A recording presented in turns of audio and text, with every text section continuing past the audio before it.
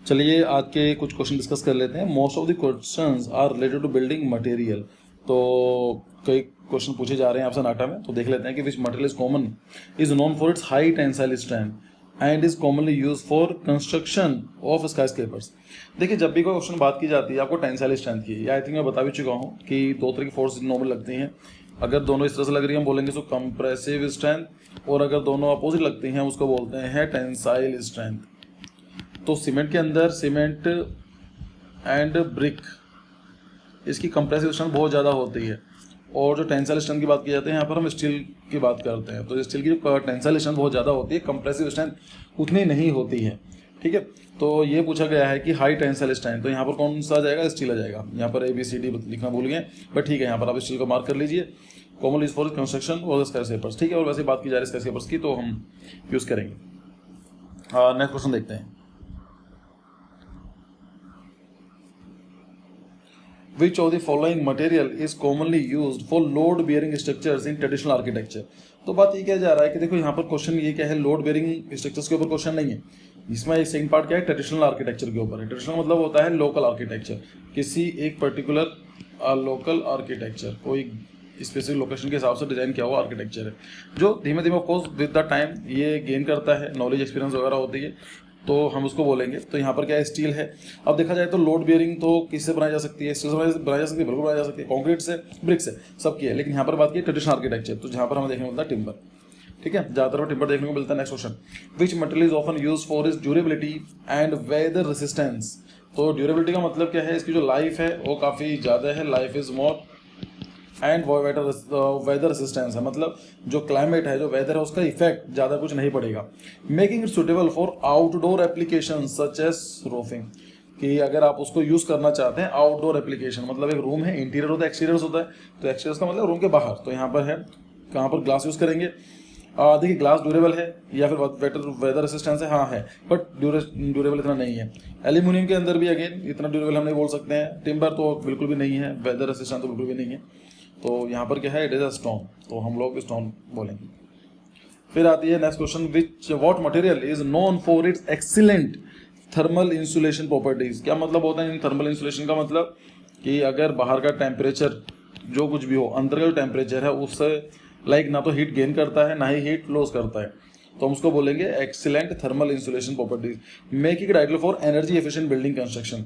तो आप कौन सी एनर्जी एफिशिएंट बिल्डिंग कंस्ट्रक्शन मतलब क्या होता है? ऐसी बिल्डिंग जिसमें एनर्जी आपको ज़्यादा जरूरत नहीं है, तभी तो आप एफिशिएंट यूज़ कर पाएंगे, राइट। तो मैं बोल सकता हूँ कि एनर्जी एफिशिएंट बिल्डिंग कंस्ट्रक्शन को हम क्या बोलेंगे? हम उसको बोल सकते हैं ग्रीन बिल्डिंग कंस्ट्रक्शन। ठीक है, green building construction. So aluminium है, कॉन्क्रीट, टिम्बर है, ग्लास है, तो इसका मतलब क्या है? Excellent thermal. तो एल्यूमिनियम की थर्मल इंसुलेशन बहुत कम होता है, ग्लास का, concrete, timber, making ideal for energy efficient building. तो यहाँ पर हम कौन सा यूज़ करेंगे? इट इज टिम्बर, तो उसके अंदर एक्सीलेंट थर्मल इंसुलेशन कैपेसिटी होती है। अब इसका मतलब ये नहीं है कि हम ग्लास यूज़ नहीं कर सकते हैं, ग्लास भी यूज़ किया जा सकता है। लाइक मैंने एक बार क्वेश्चन शायद डिस्कस भी किया था ये, कि जब मैं अपने ऑफिस में था तो बाहर स्नोफॉल हुआ करती थी।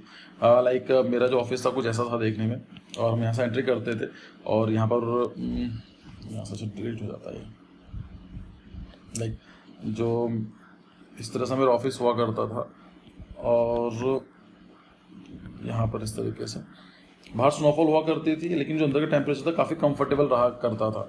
और मैं ज़्यादा सरप्राइज इसलिए हुआ करता था कि यहाँ पर एक बड़ी विंडो बनी हुई है, लाइक इतनी बड़ी विंडो बनी हुई है, और यहाँ पर लाइक मेरी टेबल रखी हुई है, I am standing over there, और यहाँ पर देख सकता हूँ, सारे काम कर सकता हूँ। तो उसके पीछे रीज़न ये था कि जो विंडो यूज़ की गई थी उसके अंदर ग्लास की 3 लेयर्स थी। 3 लेयर्स का मतलब क्या है? अगर मैं इसको रिमूव कर देता हूँ, लाइक एक लेयर ये आ गई ग्लास की, फिर दूसरी ग्लास की लेयर है, फिर तीसरी ग्लास की लेयर है, और यहाँ विंडो का सेक्शन है। तो यहाँ पर क्या है, एयर गैप है इन दोनों के अंदर, और एयर गैप एक थर्मल इंसुलेशन का काम अच्छा करता है। ठीक है, इवन एक क्वेश्चन पूछा गया था अभी रिसेंटली के एग्जाम में नाटा के, कि what is the use of cavity wall. Cavity wall का यूज़ क्या है, या कैविटी वॉल होती क्या है? तो कैविटी वॉल भी यही है कि जो हमारी वॉल बनाई जाती है उसके अंदर हम एयर गैप फिल कर देते हैं। तो air is a bad conductor of heat, तो उसमें क्या होता है कि इंटीरियर जो टेम्परेचर है वो बाहर के टेम्परेचर से ज़्यादा इम्पैक्ट नहीं होता है। ठीक है, तो कैविटी वॉल को भी याद कर लीजिए, क्वेश्चन पूछा जा सकता है, एक अच्छा कीवर्ड है। ठीक है, लाइक आपने सुना भी होगा जब वो डेंटिस्ट के पास जाते हैं तो डेंटिस्ट भी यही बोलते हैं कि आपकी कैविटी होगी, कैविटी का मतलब एयर गैप आ गया है। चलिए next question, which material is often employed in architecture design for its flexibility allowing, मतलब फ्लेक्सिबिलिटी का मतलब क्या है, अभी देखते हैं क्या कहना चाह रहा है। Allowing for curved and intricate shape to be crafted, कि आप उसको कर्व बना सकते हैं, इंट्रिकेट शेप में कुछ बना सकते हैं। ब्रिक को इतना नहीं हो सकता है। कॉन्क्रीट, एल्यूमिनियम, ग्लास, तो ग्लास तो बहुत मुश्किल है, एल्यूमिनियम भी नहीं, concrete will be the best one.